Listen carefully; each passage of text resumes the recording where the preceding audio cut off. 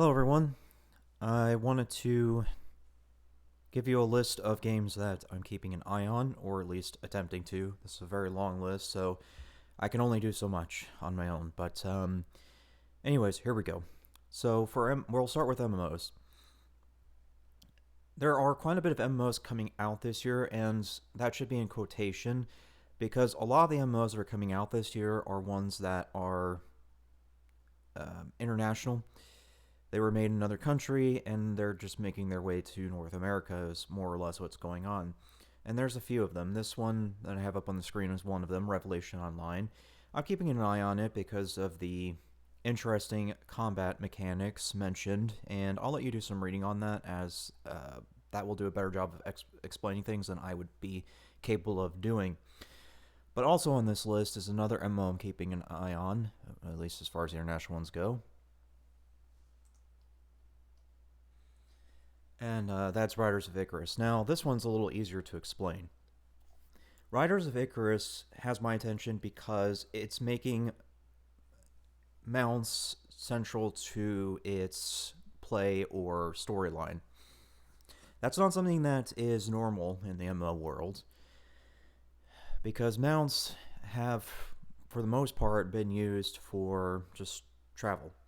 This will be the first MMO that I'm aware of where mounts are used for more than that.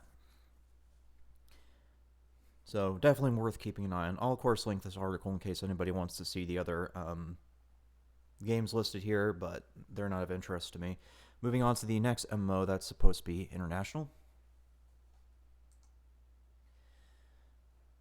Now, Odin Valhalla Rising is yet another international game that's making its way to the North America sector, and this one has my attention because of this theme or story of it. I'm kind of getting Titan Quest vibes from this, in that it's going to be about, like, mythical battles related to the Norse Pantheon. If I'm correct about that, then that's really cool. I'd be very interested to see how that develops. For that reason, and because one thing that I do enjoy seeing some of the time, now they don't always work out, but one thing I do enjoy seeing is another person's interpretation of history or the pantheons. Because if you have, say, a Norwegian person do it right, they're more than likely going to be as close to the source as possible. But if you have somebody outside of Norway, for example, they're more than likely going to make it based on what they've read or fantasized. So there's always going to be a different take on the Norse Pantheon, and I am very interested to see how Odin Valhalla Rising does handle that, or at least portray it. I'm all for cultural diversity so long as it's handled with respect and care. Okay, moving on to the next MMO.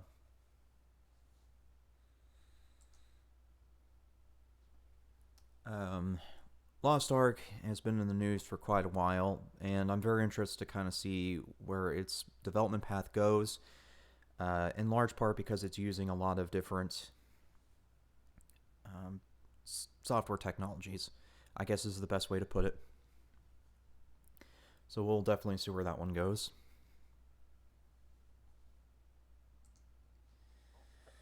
Okay, the day before, the next MMO on my list. This one has my attention because it claims to be a hardcore zombie survival MMO. There's been a lot of zombie games over the last couple of years, namely Left 4 Dead, Back 4 Blood, and plenty of others that I'm probably unable to list right now. But doing hardcore is different from those, because hardcore is not present in any zombie game that I'm aware of as of late, unless I missed one. That will be interesting to see for the hardcore element. It's easier to do the hardcore element on, say, a small-scale multiplayer game versus an MMO. I think there will definitely be some issues on that front in terms of making sure everything's done correctly, balancing, so on and so forth. But another reason too that this has my attention, other than the hardcore elements being in place and all the other stuff mentioned, is because of the publisher involved. If you do some Googling on this publisher, you'll notice that they've had 2 failed games. One mobile game and one PC game have failed. This company does not have a great track record in terms of game development. However, that doesn't mean that it could potentially make a better game if it learned from its mistakes. If it learned from its mistakes, then it should be able to figure out what it did wrong and correct it from there. So they seem to be doing something along those lines, as I've noticed this has kind of a combat style related to Tom Clancy's Division. Tom Clancy's Division is pretty familiar to everyone, so it seems to me that they are following a familiarity path, I guess you can say, in which they're trying to make this MMO somewhat familiar to players who have played past games like Tom Clancy's Division. That might help. We'll see. Moving on. Let's see, we need... yes. Okay. Now to talk about the FPS side of things. Obviously, I'm keeping an eye on Warhammer Darktide. I have quite a bit to say about this, namely the advertising being the big one. In the advertisement, they say it's based on the award-winning melee of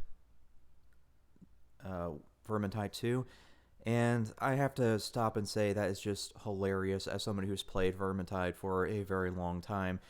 I've seen some of the most BS things happen in Vermintide 2, especially.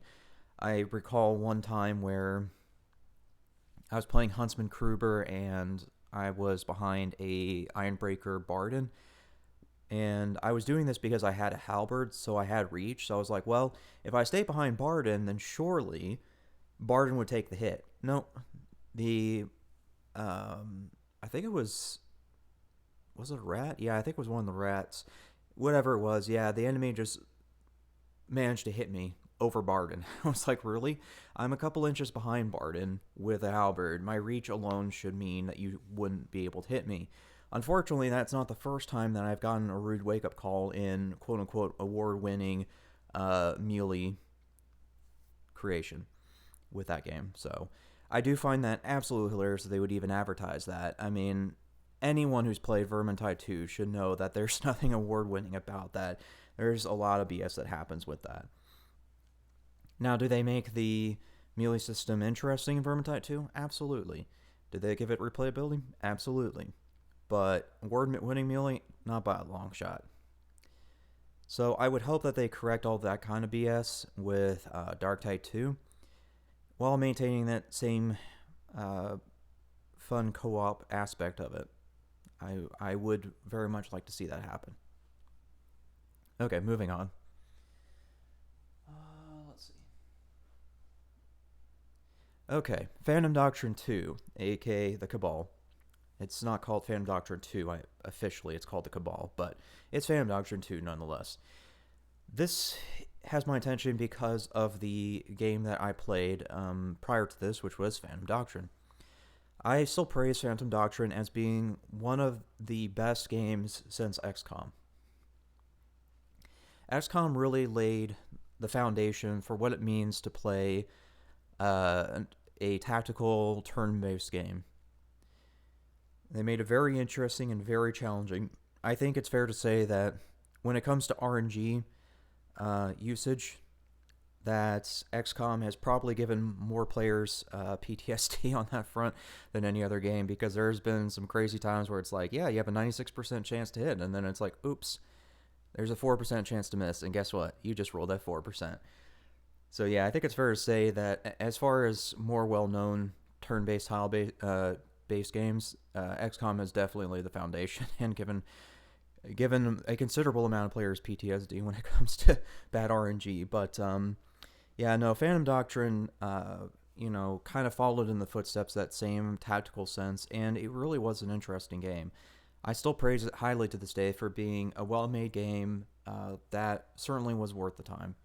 I enjoyed my time with Phantom Doctrine, and I can only hope that Phantom Doctrine 2 continues the legacy of well-made games. However, I do know that I need to keep my hopes in check because apparently they're not doing turn-based tiles anymore. They're doing a over-the-shoulder type of thing now, third person, kind of like Smite is my understanding.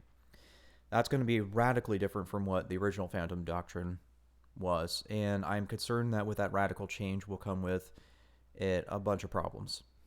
However, I'll let it see if it impresses me.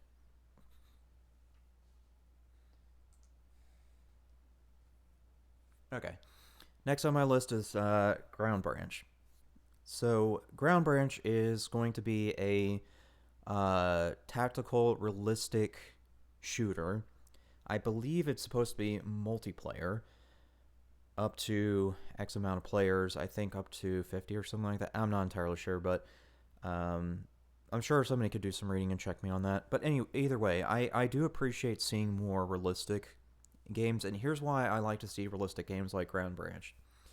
It's because whenever you develop a game like Call of Duty, where you make it so certain guns have hardly any recoil, right?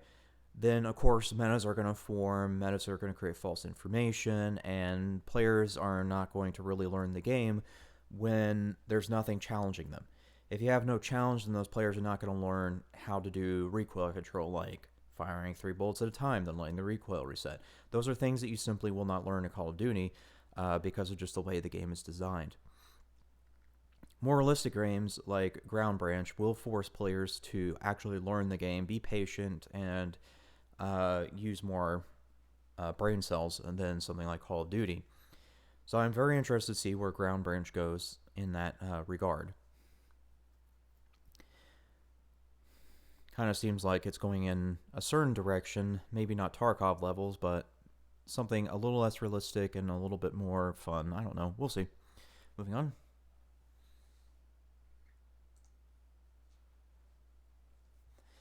Ready or Not is another FPS that I'm keeping an eye on because it reminds me a lot of SWAT 4, which was a lot of fun, by the way, but it's supposedly single player right now in early access. It's said that it removed its PvP element. I don't know why it removed its PvP element, but if that's the case, so be it. It still could potentially be a fun co-op game as a single player thing. And in addition to the mention of that, they did announce with this recent patch they've allowed mod support. A mod support, a co-op, kind of following the footsteps of SWAT, actually might be a really good game.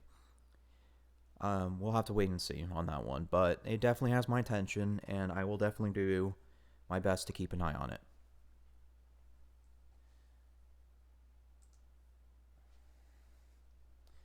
Okay, next on my list is World War III. This is a Battlefield-style type of game. It's been in beta for quite a while now. I think almost around 3 years now it's been in beta. 2 or 3 maybe. I'm waiting to see its full release because I do enjoy what they have done with this game. It's not as realistic as Groundbridge, but it is certainly playable or familiar to people who have played other FPSs like Battlefield.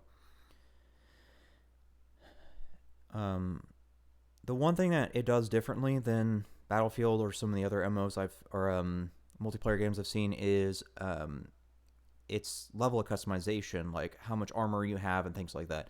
I really miss seeing a detailed system like that. The last time I remember a detailed system like this was Rainbow Six 3 Raven Shield and Rainbow Six Vegas. They were the only two that allowed you to customize between light and heavy. And I think it was Raven Six Shield, or Raven Shield, I'm sorry.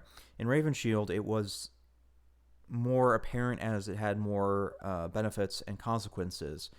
But I think in Vegas, it was more of a cosmetic thing. Somebody can correct me if they have a longer memory than I do. But either way, in World War III, they do have that consequence and benefit system if you do choose to go heavy armor. It really is an awesome customization system, and I can only hope that this game does really well once it gets to full release. Okay.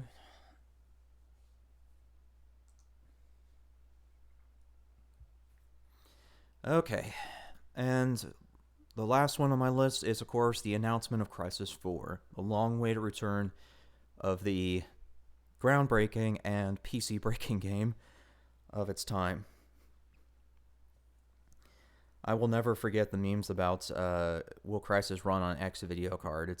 It never gets old. Crysis is truly a legend when it comes to groundbreaking video elements and just overall interesting gameplay for the FPS genre. I would imagine that Crysis 4 is probably gonna wreck the computers just as hard as it did as the prior titles. I did see that somebody was mentioning the 3090 Ti with Crysis as like a joke, and I can only hope that it's not going to be that that PC breaking, but it certainly will have a high video requirement, I bet. However, they do it. I'm just happy to see it back because I did like the original Crysises, not just for the memes and jokes, but also for the overall gameplay. I thought it was interesting and fun, and I can only hope that 4 brings that same playstyle back. But we shall see. For now, that is all I have. Thanks for listening.